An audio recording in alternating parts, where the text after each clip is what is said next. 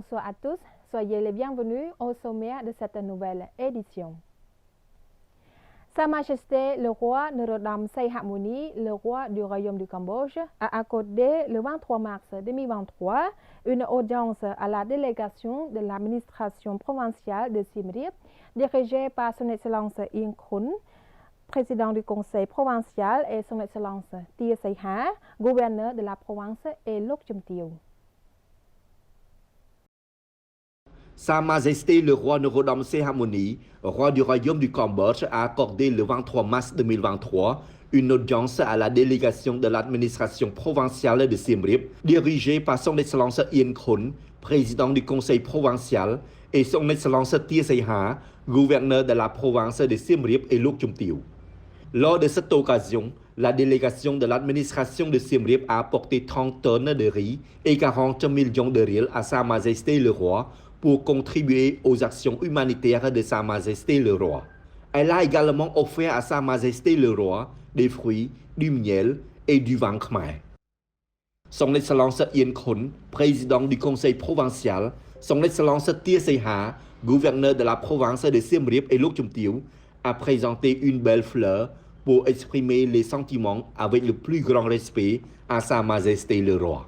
Sa Majesté le roi a eu le plaisir de remettre un souvenir de grande valeur à son Excellence Yen Khun et à son Excellence Tia Saiha et Lok Chum Teo des pièces d'or sculptées des activités royales de Sa Majesté le roi, de Sa Majesté le roi père de la nation Khmer et de Sa Majesté la reine mère de la nation Khmer à l'occasion de la cérémonie de l'intronisation de Sa Majesté le roi, un grand événement de l'histoire nationale à la fin du mois d'octobre 2004, et d'autres pièces d'or commémorant Sa Majesté le roi du Royaume du Cambodge sur le trône.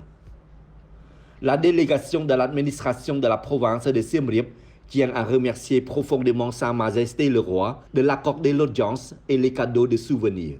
Elle a souhaité Sa Majesté le roi une bonne santé et une longévité pour être l'ombre de tout le peuple cambodgien pour toujours. Son Excellence Tia Saiha, gouverneur de la province de Siem Reap, a exprimé son enthousiasme et son admiration de le rencontrer face à face et d'être extrêmement impressionné de voir le noble service de Sa Majesté le roi à la nation dans tous les domaines. En cette heureuse occasion, son Excellence le gouverneur de la province de Siem Reap a présenté un rapport sur les progrès de l'administration provinciale de Siem Reap. Lok Chum Teo, Kate Sangkaha Bandit Main Samon, vice-premier ministre et ministre des Relations et de l'Inspection de l'Assemblée nationale et du Sénat, a reçu $1 million américains de sociétés Lee Yong Pat Group et Chipmunk Group pour supporter le fonctionnement de la fondation Daicho 125 des anciens combattants de l'armée 1978. Lok Chum Teo Kete Sangkaha Bandit Main Samon, vice-premier ministre et ministre des Relations et d'Inspection de l'Assemblée nationale et du Sénat, a reçu hier matin $1 million américains de deux sociétés, Lee Yong Pat Group et Chipmunk Group, pour supporter le fonctionnement de la fondation Daicho 125 des anciens combattants de l'armée de 1978. La cérémonie de la réception du don financier a été suivie par son Excellence Sein Tieng, assistant personnel de Samdech Daicho Hun Sen, Premier ministre du Royaume du Cambodge, Neoknya Lee Yong Pat, président de LYP Group et Lok Chum Teo, et Lok Chum Teo Neoknya Phiep Hiek et Neoknya Lieng Khun, dirigeant de Chipmunk Group. La fondation Daicho 125 des anciens combattants de l'armée de 1978 a été créée à l'initiative de Samdech Daicho Hun Sen. Samdech Daicho Hun Sen est le président d'honneur de la fondation. Veuillez noter que l'unité 125 est la première unité militaire du Front uni de libération nationale qui avait été créée par Samdech Daicho Hun Sen le 12 mai 1978. Une route en béton et des réalisations dans la pagode Mongko Borei, appelée Wat Mong, dans le village Mong 6, commune Mong Rio, district Bong Khmom, province Bong Khmom, ont été officiellement inaugurés hier matin sous la présidence de son Excellence le vice-premier ministre Tia Sophara, ministre de l'Aménagement du territoire, de l'urbanisme et de la construction et président du groupe de travail gouvernemental pour la province de Tebong Khmum.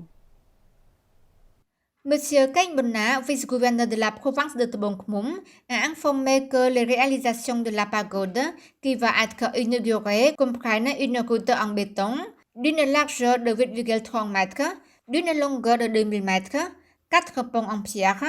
un bâtiment de 3 étages, réparation du toit d'un bâtiment, couleur de béton dans la pagode d'une superficie de 5280 mètres carrés, construction du Sistuipa, une porte et réparation d'une ancienne porte. Le coût total de la construction était de 816 300 dollars américains. À cette occasion, son Excellence le vice-premier ministre Chiesopara a exprimé sa gratitude et son appréciation pour les efforts du chef des bonzes du Wat Mongkol Buray, également soutenu le nom de Wat Mong, ainsi que les bouddhistes et les hommes généreux qui ont participé à la construction des réalisations de cette pagode. Il a également félicité son Excellence Tepthon et Lok Chumtio, ainsi que toute l'équipe qui a toujours été connectée et porté attention aux gens de la commune de Montreux, répondant aux demandes des gens. Son Excellence le vice-premier ministre Chiesopara a offert un budget de Smadetio Hun Sen de 10 000 dollars américains au chef du bonze de la pagode de Mongkol Buray, également offert des dons aux hommes âgés, 20 médecins, 50 enseignants, 150 jeunes volontaires ainsi qu'aux élèves. Son Excellence អគ្គបណ្ឌិតសភាចារអូនពមនីរត vice-premier ministre de l'économie et des finances et président du comité de pilotage de la réforme des finances publiques a présidé le lancement du programme de réforme de la gestion des finances publiques et l'élargissement des procédures de mise en œuvre. Son Excellence Akabandit Saphicha Onpon-Munirot, vice-premier ministre, ministre de l'économie et des finances, a déclaré que l'élargissement de l'utilisation du programme de réforme de la gestion des finances publiques fait partie du nouveau flux de travail du gouvernement royal basé sur le cadre stratégique du gouvernement numérique. Son Excellence Akabandit Saphicha a indiqué que le ministère de l'économie et des finances continue d'avoir des ambitions d'élargir son champ d'action. Le système d'information de la gestion financière jusqu'à l'unité d'exécution du budget et l'unité des dépenses du budget de l'État partout dans le pays, en particulier, continuer de poursuivre la transformation numérique en se connectant aux fonctions existantes et nouvelles à développer par le système d'information de la gestion financière, y compris la transformation juridique et procédure papier numérique. Il a souhaité que les dirigeants et responsables de tous les niveaux qui ont des rôles et des responsabilités dans la gestion du budget et des finances publiques s'efforceront de sacrifier les intérêts du passé et de s'engager fermement sur le modèle de sacrifice. Le vice-premier ministre a encouragé les fonctionnaires à changer leur état d'esprit pour s'adapter au nouveau contexte de l'évolution de leur façon de travailler et à s'efforcer d'exercer leurs fonctions correctement et avec professionnalisme dans un souci d'efficacité pour améliorer la qualité et l'efficacité des services publics à la population pour s'améliorer progressivement. Il a également déclaré qu'actuellement, le ministère de l'économie et des finances, à travers l'équipe de gestion du projet de système d'information de la gestion financière, a atteint un certain nombre d'objectifs majeurs en réponse au plan conjoint 2023 pour le programme de réforme de la gestion des finances publiques et au plan d'expansion du système d'information de la gestion financière. La rencontre entre la Commission des Affaires étrangères, de la coopération internationale, de la propagande et de l'information du Sénat, dirigée par Lok Chumtio Tiborasi, présidente de la 5e commission du Sénat, et le ministère de l'Information, dirigé par son Excellence Khieu Kanyaret, s'est tenue hier matin à la salle de séminaire de la bibliothèque du Sénat. Cette rencontre a eu lieu pour comprendre les réalisations du ministère de l'Information en 2022 et l'orientation de la mise en œuvre pour 2023 des mesures pour contrôler les informations, la radio, la télévision,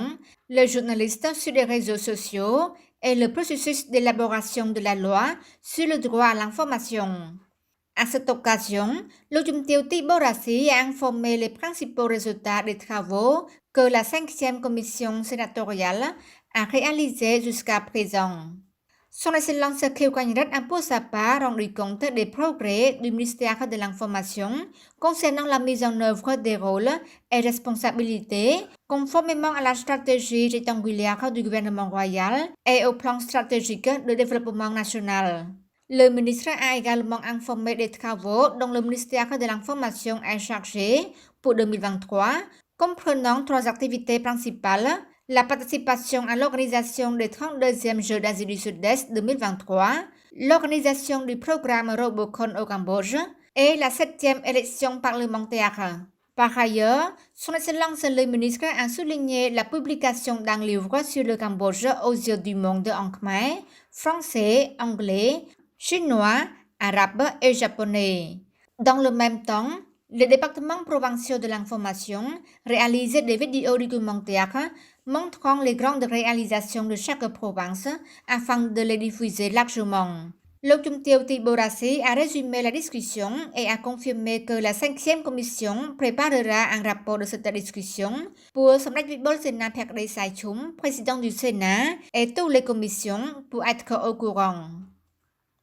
Et c'est la fin de ce journal. Restez sur TVK. Très belle soirée à tous. Bon week-end.